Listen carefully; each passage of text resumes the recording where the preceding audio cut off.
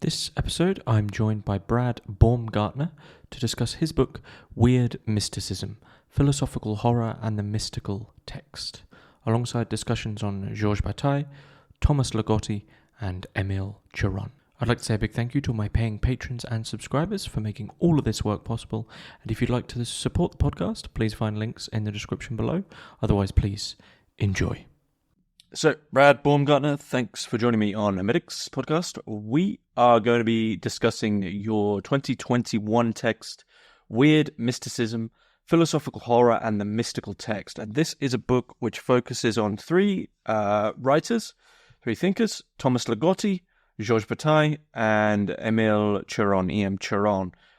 People, hopefully listeners, will be familiar with all three, but there is a thread of mystical horror, nihilism, pessimism, cosmic horror that runs between all three, and there is a conversation going on there which you have pulled out in this notion of philosophical horror, which we'll be talking about. But before we dive in with these three thinkers and the book itself, just tell us a little bit about yourself, what it is you do, and the genesis of this book. Sure, absolutely. Thank you for having me on the podcast. So my work essentially sort of stems from my background in literature and philosophy, and sort of more generally speaking, literary theory. So I like to think of that as sort of, you can think of theorists as philosophers who teach in English departments. So I had first read Bataille as an undergraduate. I read Story of the Eye, but it wasn't until graduate school that I really sort of took a deep dive into his work. And I find that for many who have read or written about Bataille, he becomes this sort of bastardized father figure for many people. And in a weird way, I think that kind of comes out in my work. When I later began reading him more in depth, along with Ligotti and Cioran, it was in graduate school. It was sort of this unique moment where several things were going on culturally in academia, but also in the blogosphere. There was people were talking a lot about speculative realism, black metal theory, the work of Eugene Thacker, and it was just sort of presented a unique moment for me to sort of dive into some of these headier topics. And I think at the heart of that really is that all three authors revolve for me around this notion of the weird. And it's usually not that I was seeking the weird, but the weird found me. And usually when you sort of least expect it, that's what happens, at least in my experience. So I think at the heart of my work, I'm just sort of interested also in this sort of aphoretic idea that there's this quintessential inversion taking place, that we're being sort of swallowed up by something. There's this outside that exists inside, and our inside actually exists outside. It's this sort of cosmic inversion that's happening here. So I've become invested in this idea that we carry the outside within us. And philosophically speaking, but sort of literally and biologically as well. Our insides, our viscera, our stomachs, becoming interested in the idea of, bacteria and the intestines and microbiota and things like that. So I think that's sort of where my work has taken me, and I find that horror itself sort of substantiates that key inversion, and sort of philosophy becomes this sort of fiction, and fiction becomes a mode of philosophy within the works of these three writers. Were you always interested in horror, sort of when you were younger, horror films and things like that, or is this more of a strictly a philosophical interest? I would not call myself a fan of horror since I was younger. I certainly watched horror movies growing up. I wouldn't say that it was something that I sought out as a younger person, especially reading. I would watch horror movies, but it was more of a philosophical pursuit that I think horror allows us to think about the unthinkable in a lot of ways. And I think when I look back on it, perhaps some of those times when I did seek out horror or this sort of lived horror, when bad things happen to people or in my own life, I was trying to sort of seek out a way to articulate those unthinkable things that may happen to a person, and sort of just gravitated there. So it's almost as if it's been there all along. Horror has been that the dark figure in the room that was always there. I just didn't see it, and the thing is that it was there all along. So it's sort of, in a way, sort of structured my coming into this arena here, almost sort of faded in a way. Yeah. So the reason I asked that, I mean, just moving, because we've got we've got sort of three words now: weird mysticism and horror, and moving, I guess, towards some sort of definitions, though ultimately they are the three words that are extremely difficult to define. But the reason I asked that is because that sort of typical movie horror has more of a direct relationship with being scared, right? And having fear. Yeah. And I'm not sure that's what we're really talking about, right? Like when you come over to philosophical horror with someone more like Ligotti, I guess, to begin with, there's that notion, but I think it's quickly dispelled that the relationship isn't really to do with the fact you're going to be scared or something like this. Like, would you agree with that? And if so, what do you think that changes? What's the key aspect of philosophical horror versus like that typical horror? Yeah, I certainly think you're right that philosophical horror is not necessarily meant to scare people. It's not necessarily there for jump scares or something that you would want to, even think about with your friends or go talk about. I think it's a very sort of existential opportunity for someone to really think about who they are, why they're here, and what is going on, essentially, in this world that we find ourselves in. For Ligotti and Cioran, and to an extent Bataille, I think those become sort of symptoms of this existential malady that we're all faced with, that in some ways circumscribes and informs this sort of fateful process that as human beings we're sort of walking through this horrorscape of life and presented with lots of things that we don't understand. So for me, it's more of a process of individuation, which is this linking to, I guess, individuation being the ultimate weird that we're confronted with, and through which philosophical horror sort of permeates. So where does mysticism enter into this picture? So mysticism, for me, I think comes in terms of it's a way for us to think about the horror of our individuation being a sort of negative call to one's spiritual awakening, in a way. So mysticism, I think we can think about there being a role for horror in mysticism and a role for mysticism in horror.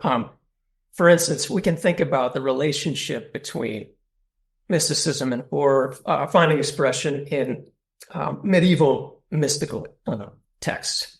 For instance, Bataille, who was a 13th century mystic, primarily known for her love poems, writes a lot about the frightening life that love wants. And that life is sort of, in her words, miserable beyond all that the human heart can bear. So I think we see these sorts of droplets of horror in these mystical texts from medieval writers. And Hadowich sort of emphasizes this kind of spiritual pessimism that I think we find in Ligotti and especially Cioran.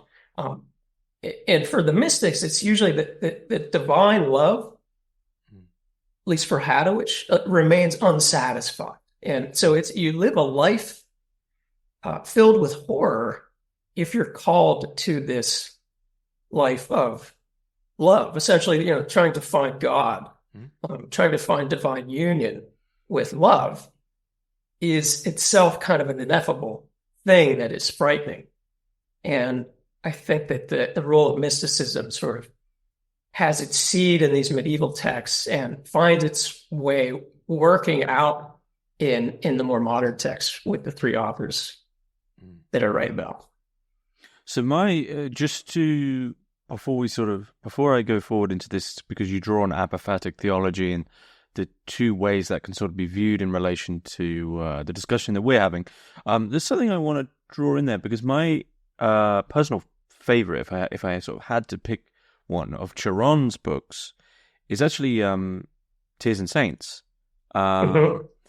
And what you mentioned there with respect to this love, and the horror of this love, I guess, of this, divine unification, and the fact probably of its this constant inability to really engage with that love, and the horror of whether or not there is anything there at all in that cosmic sense.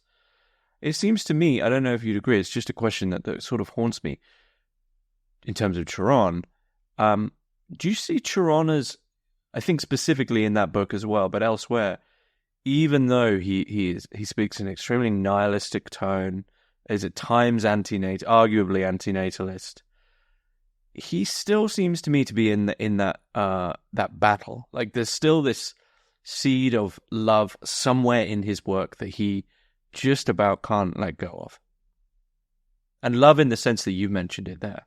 And that's why I mentioned Tears and Saints, because I think that's the book where he's struggling the most with that reality. Yeah, absolutely. I do think that in many ways, Cioran is, how do I want to put this? We can't say that he's not this curmudgeonly figure that, as soon as you pick up one of his books, you get that coming through pretty easily. But at the same time, I agree, there's, especially in Tears and Saints, he writes about that figure of the failed mystic. And for him, I'm not necessarily sure that there is a world where one can find God, find that divine love. But at the same time, Cioran is, to me, a mystic, in the sense that I think there's this sort of mystical sort of athleticism alive in his work. He writes with such intensity. And this intensity sort of has two poles in my understanding of it. There's this sort of this self-endurance, like he's just sort of, there's this existential pole comprising his suffering and our suffering as human beings, sort of being mindful of that pole and not letting it hold us back from the distractions of the world. Like I think he wants us to view them with the intensity. So there's that self-endurance there, but there's also the self-endurance as a spiritual exercise, as an act of just sort of purely observing oneself without identifying with it necessarily. And so that the world sort of dramatizes these hellish demands with this intensity, hovering between passion and dispassion. And I think this polarity, he sort of swings back and forth into, sort of interrogating the ontological condition of the universe, which for him is completely worthless, right? Mm-hmm. But at the same time, he is enacting a sort of mystical practice as he does that. So I think he does seek that love in a way that I don't know if he would talk about it like that, but as somebody who, as a reader of his work, I think we could make that statement. Absolutely. So this is where, this is if I've understood your approach to this correctly in your book, this is where, apophatic theology from Pseudo-Dionysius the Areopagite and then through various other thinkers, this notion of negative or apophatic theology, where it's a process of constant sensual and reasoned negation. So anything that can be reasoned or can be known or can be sensed by the human mind is negated and pushed away, because if you can understand it, it cannot be God. If you know it, it cannot be God.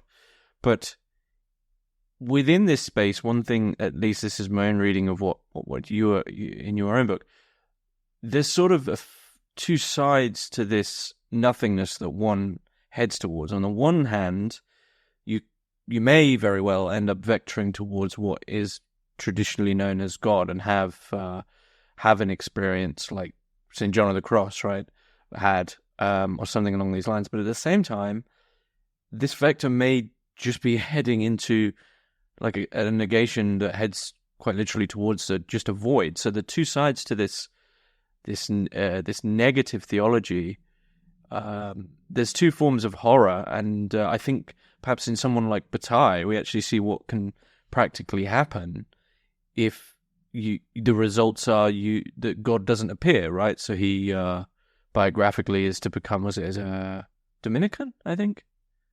Yeah, and really put his all into it, and then just, I think in the biography by Cioran, just says, didn't nothing was there, right? And so what does he do from that? And is that how you understand the apophatic theology? Really, you're almost not flipping a coin, but the horror is in what is going to be there in the end. Absolutely. That's well put. I think that the sort of God consciousness that mystics seek is largely, it's an ineffable matter, right? And so the apophatic allows us to sort of speak away those things. The apophatic logic allows us to sort of negate certain things. But through that negation, we're able to sort of experience mystical union. So on the one hand, there's there's two dimensions happening here. There's the material dimension of the sort of palpability or textual dimension of the text that we read from a mystic, right? If they're a writer. We can't ignore that, right? Because it's interesting that, the only way to sort of reach that immaterial realm through writing is to sort of write. So there's a palpability to that. On the other hand, mysticism itself, because it's trying to reach the highest form of this immaterial plane, mysticism negates itself as mysticism. Like it's something that it obliterates all relations on the material plane, right? Mm-hmm. So there is two sides to this mystical story, if you will. I think that writing that utilizes the language of apophasis where you speak away and you negate what God is to eventually sort of get you to God. It's a very bewildered way of thinking about and walking through the world. You're sort of unknowingly, but unknowingly sort of as an adjective and also a verb. You're literally sort of unknowing yourself as you say the unsayable. And I think that in itself is kind of horrific. Can we think of a world where we're still here but we don't exist, right? How do you speak to people? How do you go order coffee? How do you go to work when you're on these higher planes? But at the same time, they both have to exist in some way, and that is through that sort of textual dimension, at least how I see it. So we have, I mentioned this before we started recording. We have these it's three intriguing approaches. So with respect to what, I guess, conclusion one comes to and how each of these figures in their own way, approaches how you're defining this sort of horror, this philosophical horror, this mysticism. And so with Bataille, he has this moment where he doesn't find God in that sense, and so then moves in the other way towards limit experiences, et cetera, et cetera. It's tough to quickly define, but Bataille still has, I guess you could say, like a positive force in that in that sort of direction, in the sense that what is it still to have a limit experience, to go beyond in that way, whether it's via orgies or drugs, or whether it might be, or some forms of like sadism or masochism. So he has his direction there. And then Cioran, as you say, is sort of dealing with the inability within the world, this world that we just can't, God isn't a possibility, but we still have to deal with the fact we exist. And Ligotti is, I think, perhaps is the one less written about. It seems to me, especially from a text like The Conspiracy Against the Human Race, Ligotti's position is one of, now I don't want to say defeatism, but like acceptance. I don't really know how to define it, but Cioran is still battling, while Ligotti's position is more upsetting, I think. I don't know how you would define it. Yeah. For Ligotti, I think you've made a great point that earlier, that Ligotti is really not as well known or well written about as he should be. And I think it's because of that exact thing. He is, in a sense, trying to disrupt his own isolation from the unknown through his writing. For me, I find his Conspiracy Against the Human Race, I think, is a great text, because it outlines his pessimistic worldview in a sense. But I find some of his fiction, his short stories, to be the real place where a lot of this stuff happens. So, for instance, there is a character of his. This character is a philosopher named Lucian Dregler in this story, the Medusa. And so he's this philosopher who's walking around the city. He takes these daily walks around the city, and it's just seeing the horrors of life and living. And he partakes in what I see as this sort of flaneury of the unreal. So he becomes this flaneur figure that he's walking around watching people.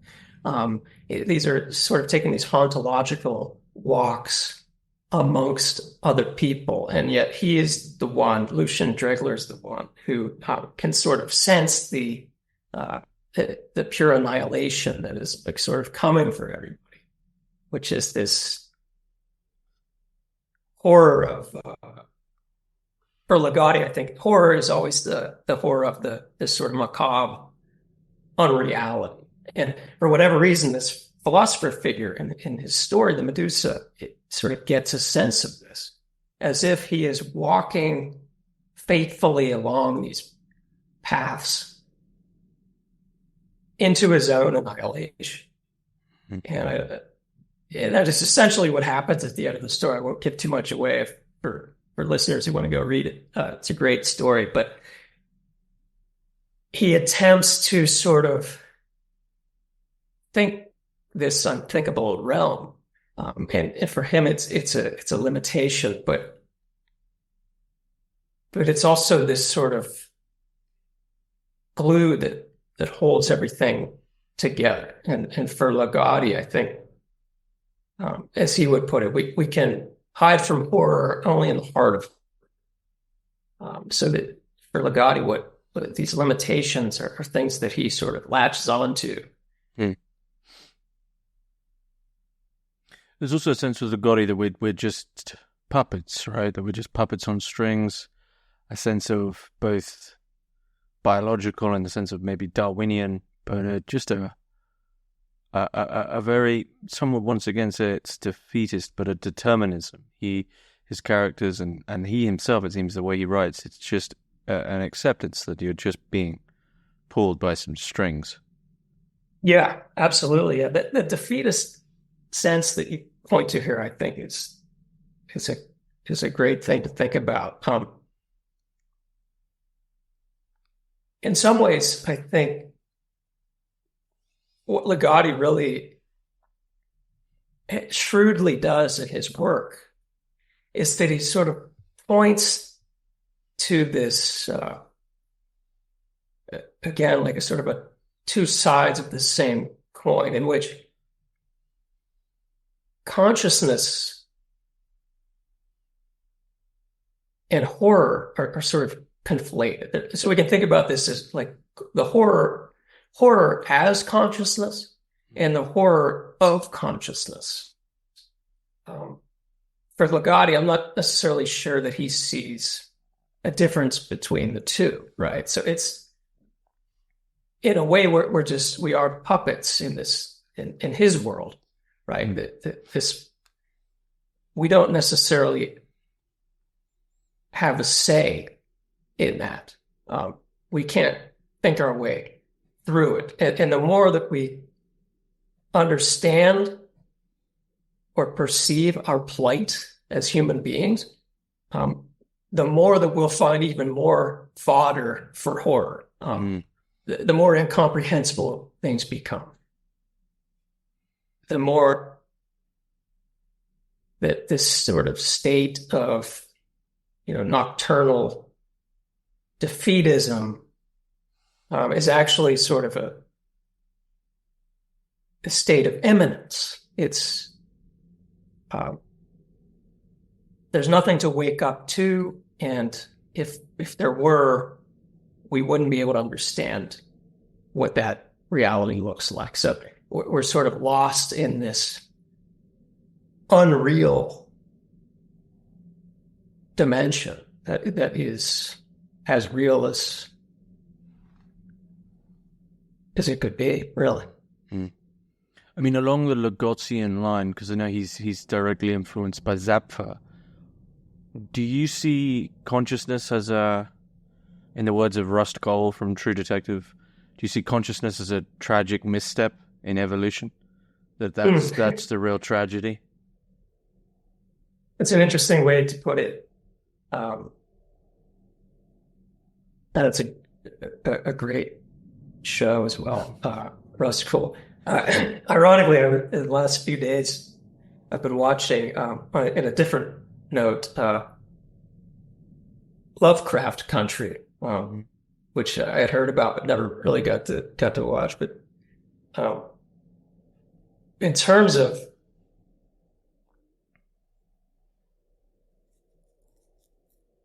consciousness being sort of a evolutionary fault in a way, there's a part of me that, as a critic or theorist reading through these texts understands that completely, in the sense that there's a part of me that it can awake. My sense as a pessimist would be that they're certainly onto something there. That might be what's happening. There's another part of me that's also a pessimist that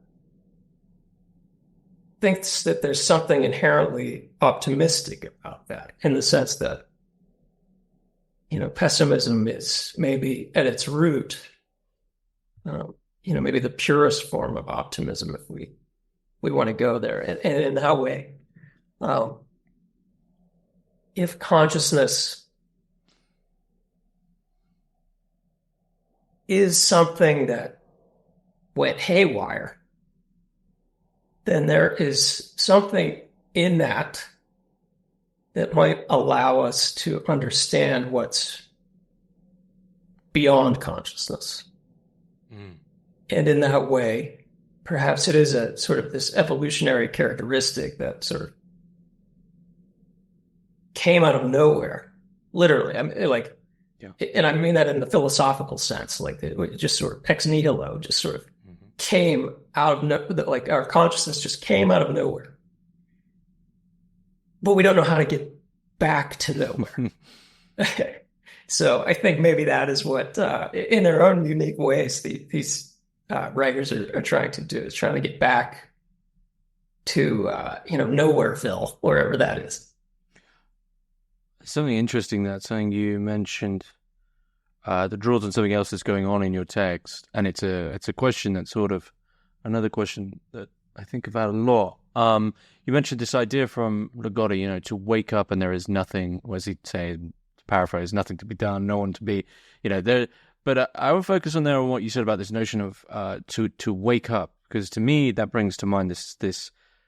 We spoke earlier about this notion of horror as in being scared, and with being scared, it almost always draws on the once again evolutionary idea of we are scared of the unknown, which usually means that it's in the dark, and it's ended up with this sort of, over time, I think, a moralization of what's the unknown, what's in the dark is really bad. It's even morally bad, and yet I think with all these thinkers, actually, much like this idea of consciousness ex nihilo, there is an appreciation, a deconstruction of this moral binary of, if you're in the light, Plato's cave again, if you're in the light, it's good, you're going towards the truth, you're going towards knowledge, and if you're in the dark, it's bad. There seems to be a deconstruction where, they're all working within the day. A lot of Ligotti's tales are, fully lit, so for instance, and yet you still completely, it's almost as if one, abstractly speaking, that moment in horror films where something is lurking in the dark, well, something is lurking, something is always lurking, something's lurking in the light, right? And that is the horror, is that self-referential feeling of the fact you do exist. But it's not, you mentioned earlier that it's existentialism. I don't think it's existentialism, just personally. I don't think it's existentialism of like the Sartrean stripe. There's something else that's being acknowledged. Yeah, those are my, I don't know if I have a question from that. I mean, I guess the question is, do you agree with what I said about the light and the dark thing? Yeah, absolutely. And I think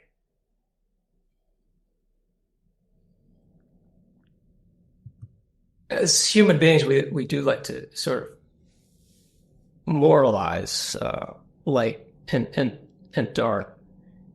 I think that what these writers do, especially Ligotti, if we take him for an example, is that he takes steps to sort of mystically obscure this distinction that we like to have between self and world, or self and cosmos, or what is not versus what is. And oftentimes that what he's sort of getting at is that he has this fictional world that is superimposed onto this sort of occulted world, or this hiddenness that is the world's very manner of suspension. So he enshrouds everything in this darkness and this blackness, but the blackening itself is this sort of, to me, and here's maybe where the existentialism turns into mysticism. It's a sort of negrita in terms of like how it's a blackening that becomes luminous at the same time. And so it's not that light and dark are different or that they're even opposed to one another. It's that they're, for Ligotti at least, he uses lots of adjectives in his work to conjoin to the nouns. He'll think of it as a shining darkness or a lustrous blackness, which become these sort of mystical analogs to the luminous darkness that somebody like Dionysius the Areopagite, as a darkness mystic, as a sort of in the Neoplatonic mystical vein, it is sort of corollary to a form of vision that becomes luminous. So it's the light behind the darkness that is the darkness, in a way that we can think of light and dark not necessarily as characteristics of morality, but maybe as a means to actualizing the non-experience of being in that luminous darkness. It's something that sort of continually destroys its own substance. We're obliterated by this darkness, but at the same time, in this macabre unreality, it's a sort of simultaneous invocation and a negation of mysticism itself. So that might be one way to characterize that. The true horror is that nothingness will never actually be nothing, because in like a real nothingness, some people I guess would phrase it as annihilation, but I think especially the antinatalists would even have a problem with annihilation, right? Because it presupposes that you did at one point exist. Exactly. It's almost like a stain on nothingness. And so this nothingness that horror seems to be dealing with, that, as you say, Ligotti describes in positive ways, shining or whatever it might be, the horror is that the nothingness, we feel nothingness, which makes no sense. It shouldn't make sense. Yeah, because, and you're exactly right. Like if we're to take that, as if we're going to make, I guess, an ontological argument or a me-ontological argument for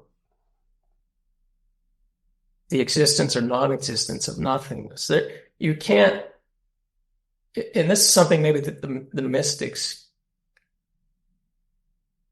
are able to do in some way that maybe, strictly pessimism cannot, is that if you have a world where there's nothing, you can't, that's something, right? So you need to have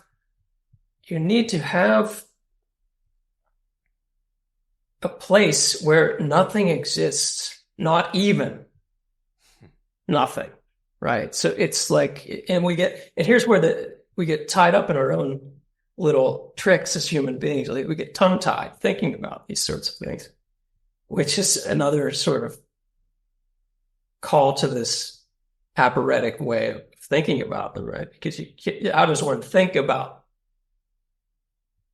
not thinking? How does something exist and not exist? There are ways to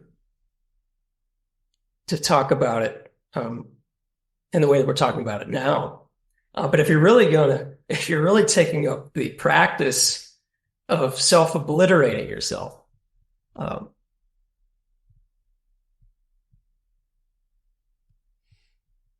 then you will have existed. But there might be a way to not be born into that again. Or there's a place that exists where maybe we can get beyond that somehow. And I think that is, at the end of the day, what each of these writers are trying to do. In a way, it's there's a facet of this discussion that hasn't entered. Like, we've presumed a certain quality of existence, you could say, and I think it's like, in a way, he is the father of this conversation, which is Schopenhauer, with respect to the suffering of existence. Otherwise, probably wouldn't bother ourselves with the problem of existence if it was a good deal. Are you in agreement with, I guess, just in terms of his understanding of suffering, someone such as Schopenhauer? I think that suffering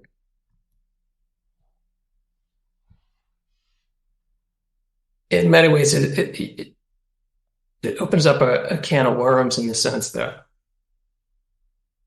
it's difficult to think about life and the horror of being without thinking of suffering.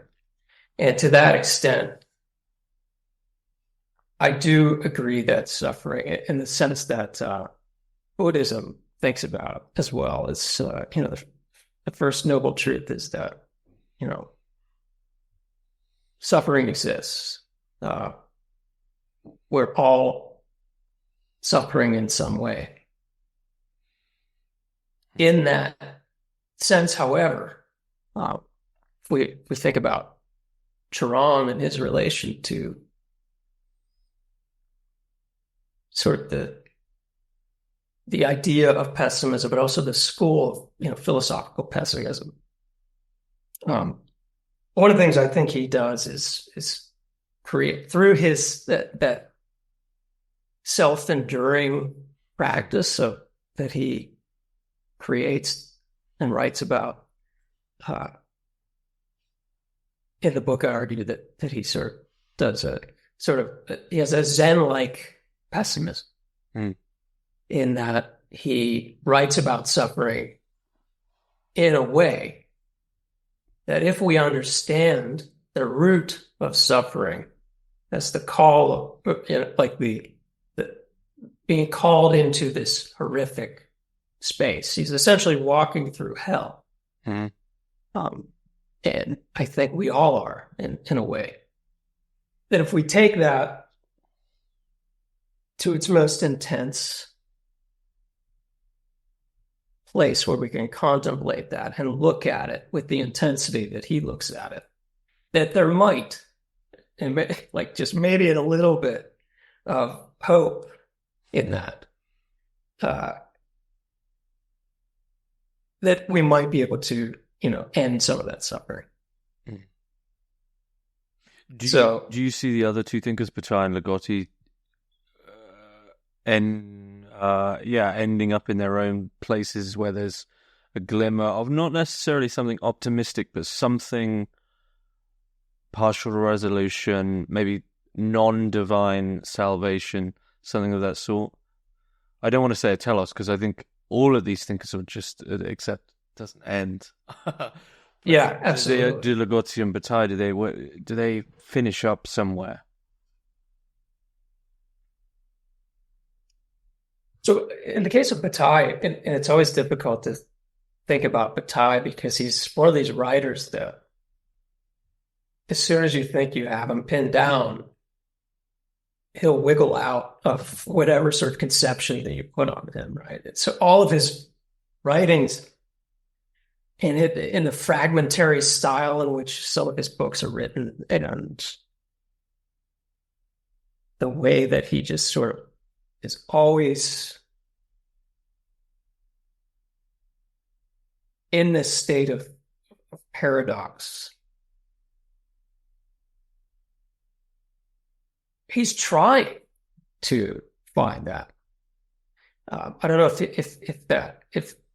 if he succeeds in that or not, and that's not necessarily a bad thing. The fragmentariness with which he writes is indicative of this sort of incessant failure of thought, but it's an impossible ontological desire to think a world without limits. So he's almost enacting. He's showing us ways, esoteric ways, that allow us to sort of, as he might put it, go merrily towards the abyss. He writes about that in A Story of Rats, which is in his short book, The Impossible. It's like, how do we fall into that space, and how do we do it maybe joyfully? I get a sense of there's in Bataille, there's always this sense of sweetness in his work, of this sort of this joy that he can't shake off in all of these abyssal tropes and things that he writes about. There's something that he, I think we could, venture to say that he gets off on it in a certain way, but there's something joyful in his work. And if we can find our way merrily into that abyss, that ecstatic moment of liberation is a moment of horror, right? Because we're essentially doing away with oneself. To me, which is a very frightening thought, right? Like what happens after that happens. But it's also, in his writing, he's sort of performing that. There's a performance of that happening, even if it doesn't necessarily take place in someone's life. It's taking place in the text. And we can, as readers, sort of partake in this self-dissolving experience for reading the work. And so I think that's an interesting corollary there. And I think that especially with Bataille, and in a way, Ligotti, there are these moments of, if you play your cards right, you can experience some of that too. That's not to say that, we're all going to be saints and mystics coming through after reading their work. Probably the opposite, but there is something unique about it.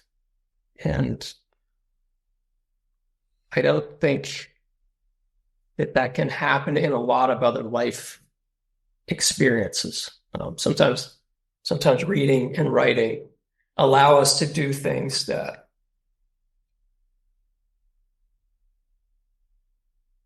merely physical experiences or mental experiences don't allow us to do. Do you think we can ever be rid of the human? I guess this sort of goes back to a Buddhist question, possibly, but it's also with all these things. I think we're trying to get rid of something, but maybe one of the paradoxes is, ourselves are trying to get rid of ourselves. Are we haunted by the human?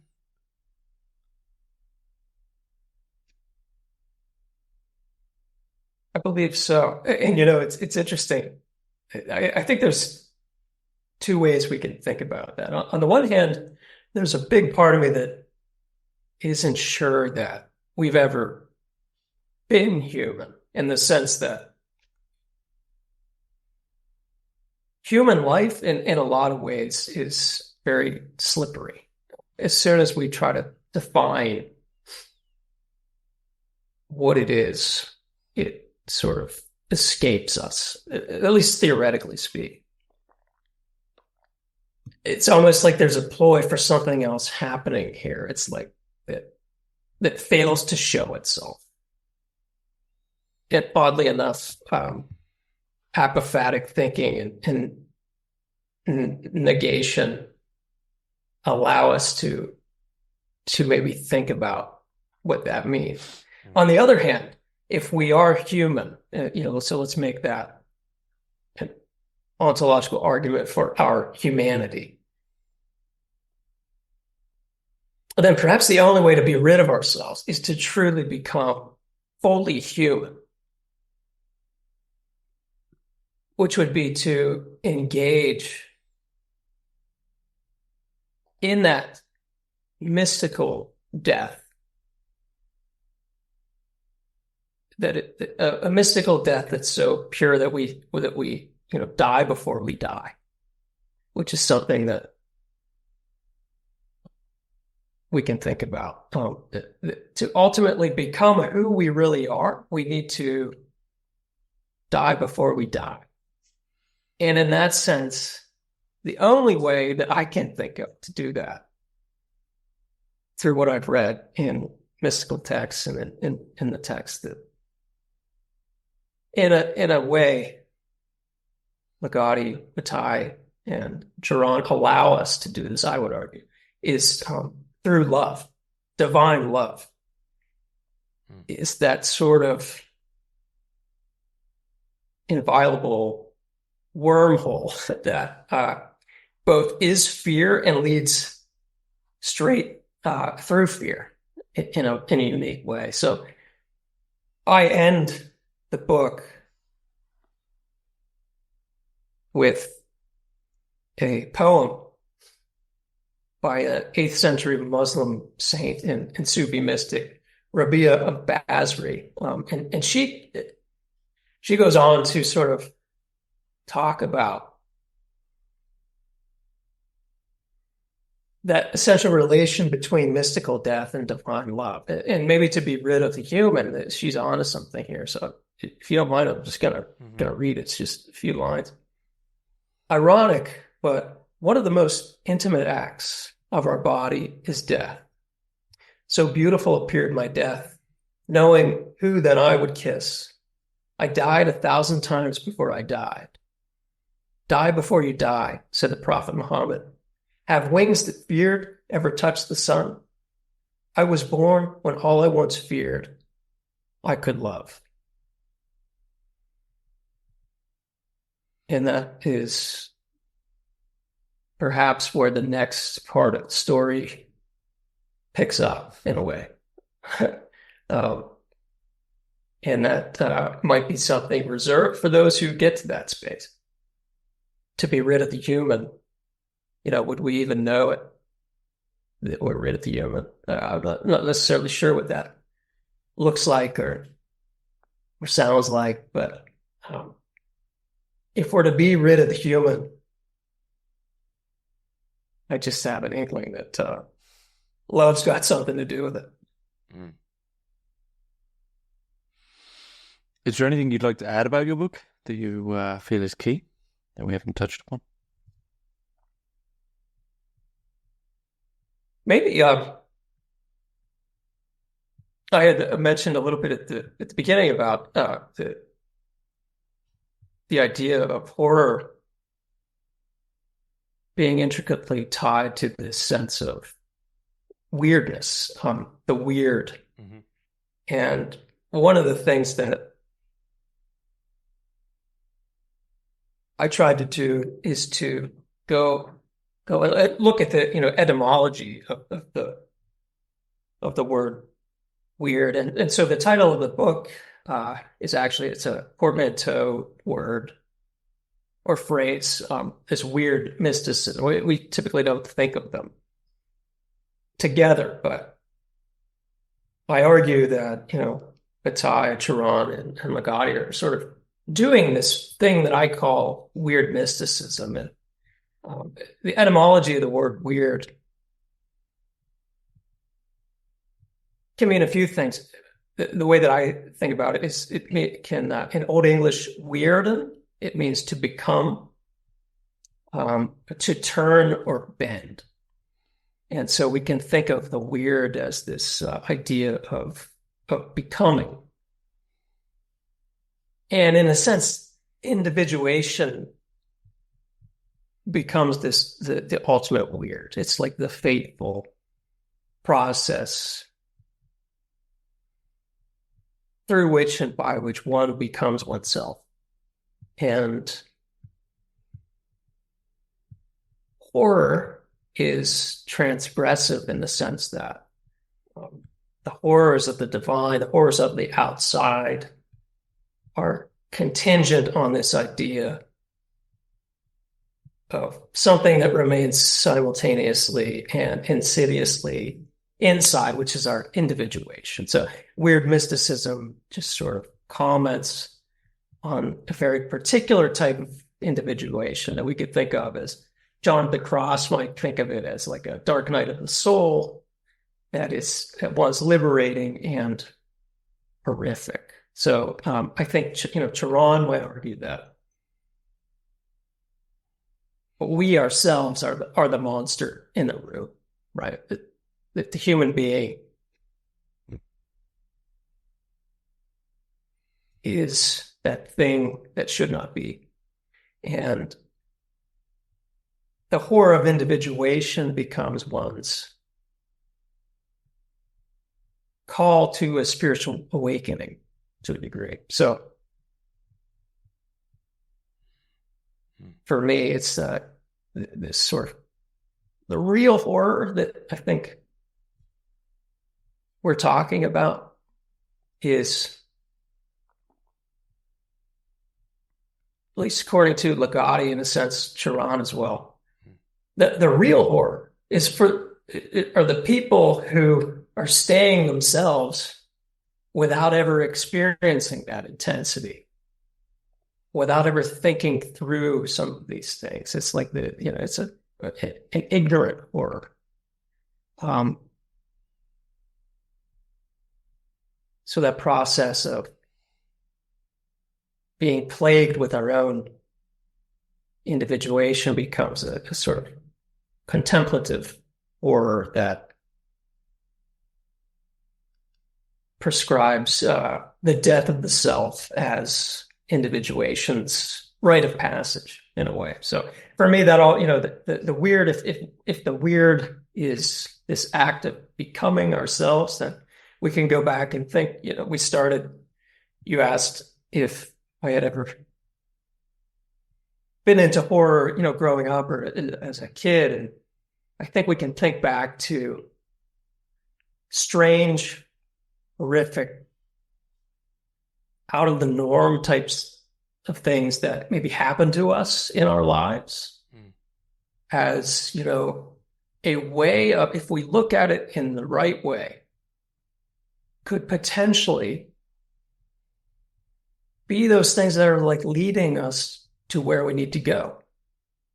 And that weirdness that's there, those things become this sort of faithful narrator in our lives, that we don't have to be scared of these things. Just to sort of bring that full circle. They're there in a weird way as benevolent parts of our lives, if we can only just see them in that way. So, what are you working on now? Well, that's a great question. I always have a few things going on that I never have difficulty finishing, but I have a book that I'm working on sort of slowly but surely that I'm titling Speculative Peristalsis. I'm interested in this idea of the stomach and finding in certain authors that, this idea of the inside, our insides are outside of us, and vice versa. So just sort of thinking through that idea. And I'm also working on a few creative projects as well, that one called Encoffined in a Fiber Bundle, and another's just sort of a collection of some short stories and aphorisms and things like that. So I don't know when those will see the light of day, but they're in a sense have some of that weird mysticism in them as well. I think that seems to be the direction that they're all going. Whereabouts is there a central place we can find your work, or is it best just to type in your name? Yeah, I don't have I don't have a website or anything like that, but you can type in my name. You can also look up my